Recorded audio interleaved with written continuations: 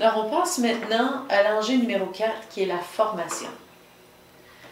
Il y a un manque flagrant de formation en français en Nouvelle-Écosse et un manque d'occasion aussi pour le développement professionnel pour les artistes et les professions de soutien, que ce soit éclairagiste ou metteur en scène, etc. Les communautés acadiennes et francophones, en plus, on a besoin de plus en plus de professionnels de la santé, mais également des professionnels de tous les horizons, qui sont capables de fonctionner en français, évidemment. Et donc, on a besoin de davantage de formation qui soit offerte localement. Le problème, évidemment, c'est toujours le nerf de la guerre, c'est l'argent. Parce qu'un conseil scolaire acadien provincial, comme une université ou un collège, ne peut offrir que ce qu'il peut se permettre d'offrir. Donc, il y a quand même ce défi de financement. Et il est primordial, évidemment, que les institutions reflètent la communauté et ses besoins en matière de formation en leadership, par exemple, en entrepreneuriat, en santé, en agriculture, etc. Donc, il y a tout cet aspect de formation où la communauté juge qu'on pourrait offrir plus, parce que ce qui se passe, c'est quand on n'offre pas ces formations en français en Nouvelle-Écosse, les gens quittent. Les gens quittent pour aller dans une autre province et ne reviennent pas nécessairement toujours. Donc, première question qui s'adresse à M. Godbold. Quelles sont les initiatives suggérées par votre parti pour appuyer le secteur culturel en situation minoritaire? L'NPD reconnaît que les arts et la culture sont essentiels à la construction identitaire, évidemment, mais ce n'est pas la seule chose qui est importante vis-à-vis l'art et la culture et l'importance d'y investir. Parce que avec les subventions qu'on donne à nos entreprises culturelles, on sait que le résultat est le développement économique, ce qui crée des emplois. En plus, quand on investit dans nos arts et nos cultures, on crée des ressources pour nos écoles. Et donc, ceci est essentiel également pour que nos jeunes Acadiens et Acadiennes puissent s'identifier avec les ressources qui leur sont présentées dans les écoles. Pour mieux investir dans les arts, nous éliminerons les réductions au Conseil canadien des arts. Donc, depuis Harper, on sait bien que le Conseil canadien des arts a souffert et il y a eu beaucoup de réductions vis-à-vis de leur budget. L'autre aspect ici, qui est très important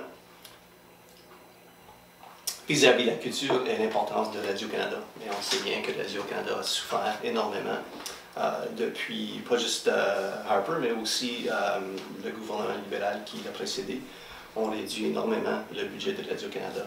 Pour nous, on veut s'assurer que Radio-Canada a un financement clair, stable et prévisible pour qu'il puisse continuer à soutenir la culture et les arts partout au pays, et surtout dans les endroits francophones et acadiens et minoritaires.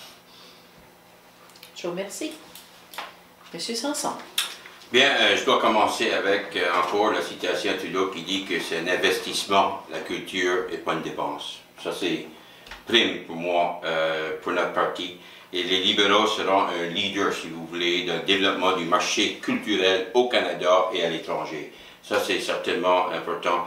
Les arts enrichissent, il faut dire, la culture et contribuent à ce développement.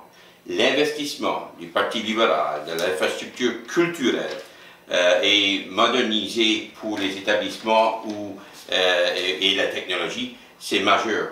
Et le Parti libéral va faire cela. Le Parti conservateur a fait énormément de coupures, telles que mentionnées, et même aboli des programmes. Et je dois dire que les NPD font beaucoup de promesses. Par contre, ils ne vont pas pouvoir livrer cette marchandise-là parce qu'ils ne vont pas avoir les sous pour le faire. Puis nous, notre parti, on est très honnête que pour réellement répondre aux besoins qui est à travers le Canada aujourd'hui, il faut dépenser de l'argent pour stimuler l'économie. Puis nous, on va stimuler l'économie au lieu du contraire. Merci. Je vous remercie. Donc, deuxième question, toujours dans le bloc formation, qui s'adresse à M. Sanson. Quels sont les programmes mis de l'avant par votre parti pour appuyer les institutions qui désirent offrir une plus grande variété de cours de formation? Et également, parce qu'il y a deux choses ici, alléger le fardeau de la dette chez les étudiants universitaires. C'est une préoccupation qui a été très clairement identifiée à plusieurs reprises sur Twitter pendant le débat du Globe and Mail de cette semaine. Alors, encore une fois, quels sont les programmes mis de l'avant par votre parti pour appuyer les institutions désireuses d'offrir une plus grande variété de cours de formation et alléger le fardeau de la dette chez les étudiants universitaires? Une question donc à deux volets. Monsieur Sanson. Mais il n'y a pas de doute qu'il faut investir dans l'éducation. C'est primordial pour le Parti libéral. Et puis, il faut dire que depuis plusieurs années, le CSAP et l'Université Sainte-Anne, avec le manque d'appui de financement supplémentaire, ou au moins pour reconnaître depuis 7-8 ans qu'il y a eu le même montant d'argent, c'est inacceptable, puis le gouvernement libéral va revoir tout ce dossier-là. En plus de cela, il va créer 40 000 occasions de stage pour les jeunes, qui est extrêmement important. Il va élaborer des programmes de pré-apprentissage pour combler les métiers qui sont demandés et travailler de près avec la communauté pour assurer qu'ils peuvent répondre à la réalité sur le terrain. Pas seulement dans une province, mais des communautés à travers des provinces à travers le Canada. Merci. Je vous remercie. Monsieur Godbout. L'NPD reconnaît qu'il y a d'énormes pressions financières par rapport à l'éducation postsecondaire par les élèves, les étudiants, pardon, mais également par les institutions elles-mêmes. L'NPD reconnaît qu'il y a un désengagement des libéraux et des conservateurs à ce sujet. On sait bien que le fédéral a un rôle important à jouer dans le financement de l'éducation postsecondaire. De plus, l'NPD croit en l'importance d'un continuum d'enseignement dans la langue de la minorité,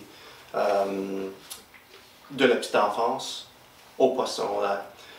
Nous allons investir dans un programme de services de garde abordable. Et donc, ce programme, on croit, est essentiel pour plusieurs familles, mais en particulier, on reconnaît que ces programmes doivent être livrés avec les provinces. Donc, on prévoit de s'assurer qu'on travaille de près avec les provinces pour s'assurer que les Acadiens en Nouvelle-Écosse, comme au Nouveau-Brunswick, peuvent vraiment créer des programmes d'études et un curriculum qui sont propres à leurs besoins. Nous continuerons également à soutenir ce chapitre à travers les ententes fédérales provinciales. De plus récemment, on a lancé un programme, on veut lancer un programme, qui protégera les programmes où les stagiaires ne sont pas payés. On veut s'assurer que les jeunes stagiaires ont les mêmes droits et protections que les travailleurs. Et on croit que ceci est un pas dans la bonne direction pour la formation des jeunes. Je vous remercie. Enfin, dernière question sous le volet formation. Et on commence avec M. Godbout. Quels moyens votre parti suggère-t-il pour contrer l'analphabétisme? On sait qu'en Nouvelle-Écosse, le pourcentage d'analphabètes est quand même et demeure assez élevé. Et on ne peut pas tout simplement dire que c'est une question de temps et que tout le monde aura une éducation et tout le monde sera alphabète. Ce n'est pas nécessairement le cas et ce n'est pas nécessairement non plus les différents degrés d'alphabétisme. Alors, donc, qu'est-ce que vous allez faire pour contrer l'analphabétisme ou favoriser la littératie? Bien, premièrement, on est très préoccupé par la fin du programme d'apprentissage, d'alphabétisation et d'acquisition des compétences essentielles pour les adultes. Donc, ces programmes existent également, évidemment, pour les adultes qui éprouvent des difficultés avec la lecture et l'écriture. Donc, la fin de ce programme, à notre avis, devrait être abordée et on aimerait bien pouvoir continuer à réinvestir dans ce genre de programme. On croit aussi que cette lutte est particulièrement importante en milieu minoritaire où les jeunes éprouvent une insécurité linguistique. Donc, pour nous, c'est très important de travailler avec des organisations communautaires et de s'assurer que services d'alphabétisation sont là pour les Acadiens partout en Nouvelle-Écosse pour qu'ils puissent améliorer leurs compétences en français à l'écrit et en ce qui concerne la lecture également. Merci. Monsieur Sanson. Bien, un gouvernement libéral va augmenter annuellement par 200 millions de dollars le financement des provinces et territoires pour former des travailleurs et des travailleuses qui ne sont pas actuellement admis, si vous voulez, sous la formation du gouvernement fédéral aujourd'hui. Donc ça, c'est un investissement majeur par année. On va également annuler les coupures faites par Stephen Harper en 2014 pour ceux qui touchent, si vous voulez, le marché de travail, les ententes de marché de travail qui visaient à aider les Canadiens et Canadiennes en dehors du marché de travail afin d'obtenir les compétences de base en lecture et en calcul. Donc, on va éliminer, si vous voulez, ces coupures-là qui sont majeures. On va travailler de près avec les organismes communautaires et les provinces pour assurer qu'on répond à les besoins de la réalité d'aujourd'hui. Et comme le représentant de la circonscription de Sackville, Preston Jessica, je m'assure de défendre les intérêts des deux institutions à Ottawa et pour le gouvernement libéral. Je vous remercie.